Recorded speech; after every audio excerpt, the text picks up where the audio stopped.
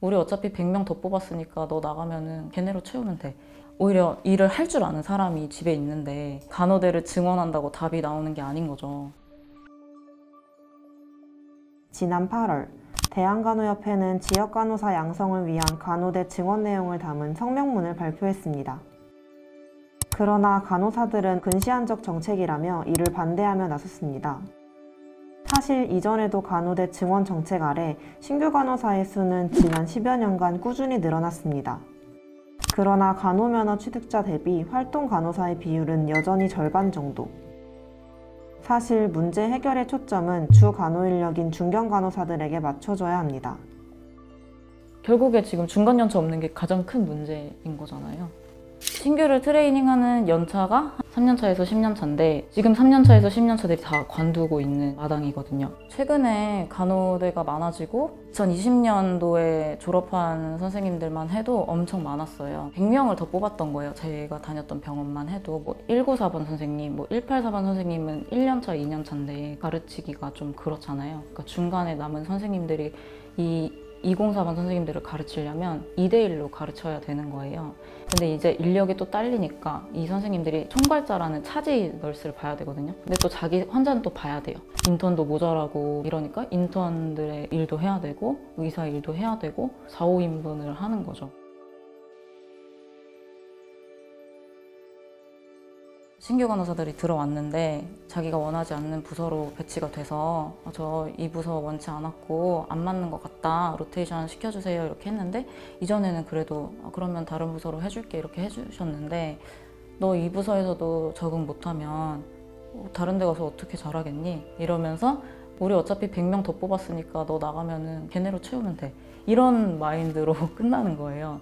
환자한테 정성을 만약에 평소에 100을 쏟는다고 하면 트레이닝을 시켜야 되는 사람들한테도 내가 지금 뭘 하고 있는지에 대해서 설명을 해야 되니까 50, 50이 되죠. 근데 한 명이 더 늘어나면 30, 30, 30이 되는 거고, 원래는 한 1대1로 해야 되거든요.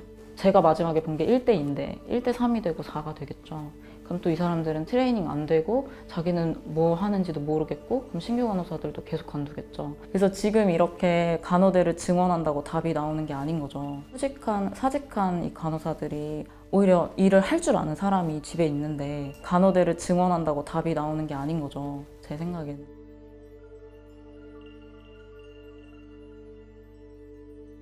이게 뭉쳐지지가 않는 것도 되게 큰 것 같더라고요. 간호문화개선팀이었는지 노조였는지에서 건의하면 다시 만들어라. 근데 그거를 부선에 CCTV가 다 있는데 신규 간호사가 얼마나 건의하고 싶어도 그거 어떻게 넣어요, 솔직히. 그리고 다른 선생님들도 보고 있는데. 어차피 저는 사직하는 사람이니까 내가 넣어야겠다 해가지고 건의할 거를 다 정리해서 넣었어요. 지금 신규 간호사를 이렇게 배치하는 게 중간연차만 죽어난다, 이럴 때가 아니라 나이트 개수 줄여주시고 오프 개수 늘려주시고 페이를 늘려주시고 간호사들이 버티고 싶은 병원을 만들어주세요. 나중에 간호부장님이 와가지고 니네 부서 애들은 말이 많더라. 가장 윗선에서 그거를 좀 다룰 줄 알아야 되는데 아예 나모르세 하고 니들이 뭐 참을 줄 알아야지 하고, 지금 간협에서 그렇게 나오니까 너무 화가 나는 거죠. 제 생각에는 그냥 간호사 선생님들도 엄청 파업하고 싶은데 그냥 참는? 병원에서 가장 많은 종사자가 아무래도 간호사일 거고, 환자를 가장 살리는 건 의사겠지만 환자의 상태를 계속 봐야 되는 건 간호사잖아요. 얼마나 이 파장이 큰지를 아는 거죠. 의사 파업을 보면서 막 얄밉기도 한데 우리도 저래야 되는데 이런 생각이 많이 드는 거예요. 결국에 지금 중간연차 없는 게 가장 큰 문제인 거잖아요. 그러니까 조건이 좋아져서 중간연차 선생님들이 좀 다시 들어와서 신규 간호사 선생님들이랑 윗선생님들과 타협을 진짜 많이 해가지고 저희도 좀 똘똘 뭉쳐서 파업까진 아니어도 간호 문화를 좋게 해주고 인식도 좀 바꾸고 해야 될 것 같거든요.